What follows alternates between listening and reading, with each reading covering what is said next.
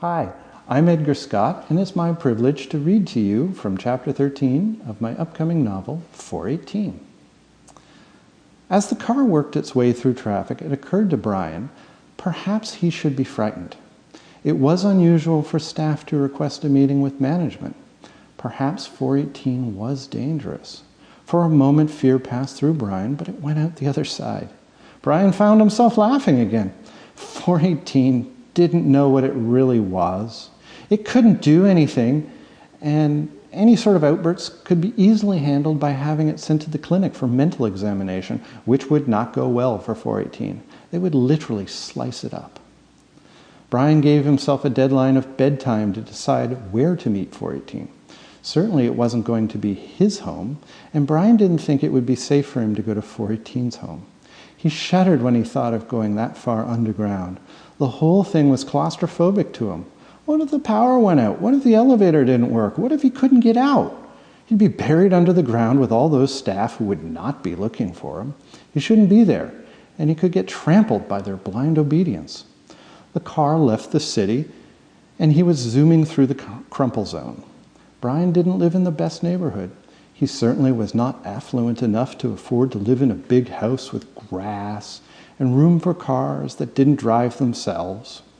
He lived in a small apartment, but it was beyond the crumple zone.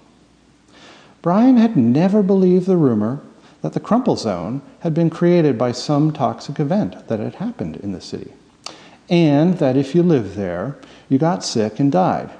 For his son Prince, it was a convenient enough lie. The crumple zone had supplied the first waves of staff when the economic prosperity laws were passed that allowed for personal foreclosure.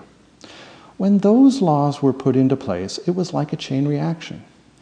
As individuals and families were foreclosed on, which only caused more foreclosures, businesses and neighborhoods folded as their customers and employees were converted to staff and moved to underground condos. Bankruptcy spread like a virus, ripped through neighborhoods, crushing everything. Eventually, the crumple zone became little more than a mix of commercial buildings, apartments, houses, roads, old storefronts, factories, and other odd bits of city that no one used anymore. All of them slowly dissolved, crumbling with the passage of time. Great highways like the one Brian's self-driving car was on had been built over the crumple zone with high walls on either side of the road. No one ever had to see the unpleasantness. The zone was dangerous. There were lots of wild dogs, cats, rodents, snakes, and Brian had heard tales of spiders as big as dinner plates. It wasn't something Brian wanted to check out. If it was true, it would be dangerous, and if it wasn't true, what would he have gained by all of this? The crumple zone was best avoided. Thank you very much. I'm Edgar Scott.